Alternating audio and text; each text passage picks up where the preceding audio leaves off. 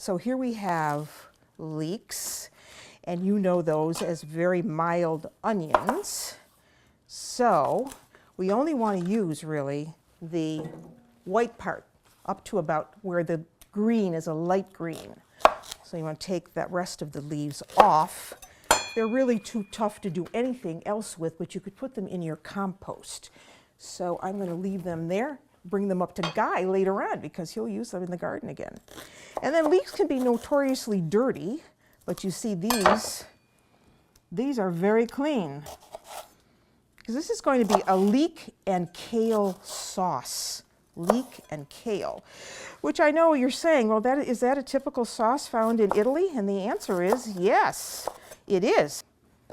And now we have a couple cloves of garlic. It's really a winter soup, but I mean, you can have it any time of the year, but it is a winter soup. And of course, kale being a member of the cabbage family, this would make the perfect kind of soup to have in the fall. So add about 1/4 cup of extra virgin olive oil to a saute pan, and when you start to see the oil shimmer, then you can add your leeks. So in they go.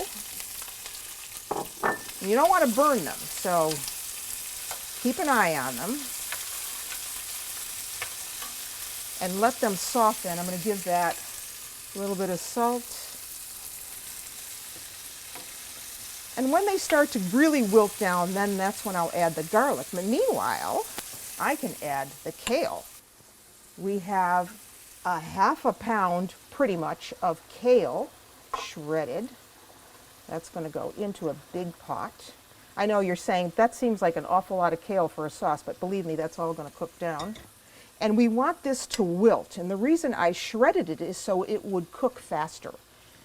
So we want that to wilt.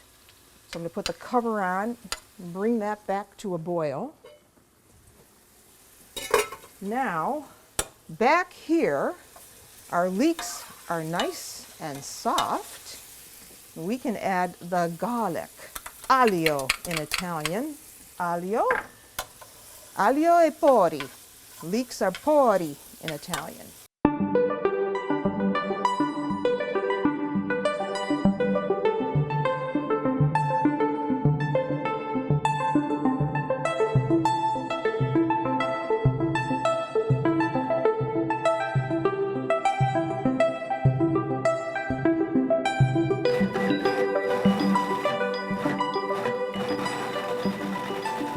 In that same water that we cooked the kale, I decided to cook a whole pound of pasta because I have enough sauce. So a pound of really good pasta, a short cut of pasta like a fusilli. You could do a farfalle, butterfly, you could do wilts, rigatoni, any shortcut.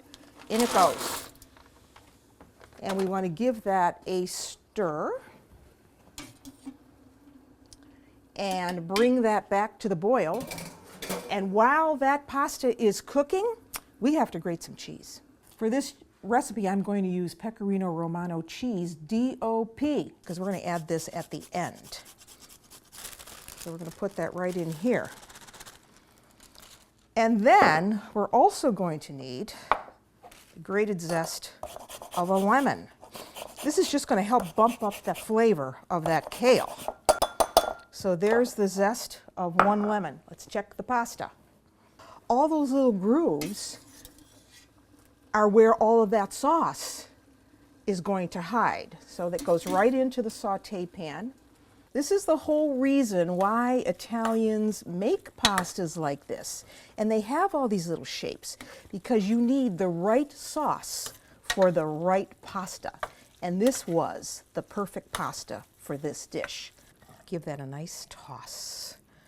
Oh, I wish you could be here. The smell of this is, well, in a word, divine, I have to say. Kudos to my husband, Guy, for growing that gorgeous, gorgeous kale. More cheese over the top. So, who says pasta sauce has to be ho-hum? Next time you make it, try kale.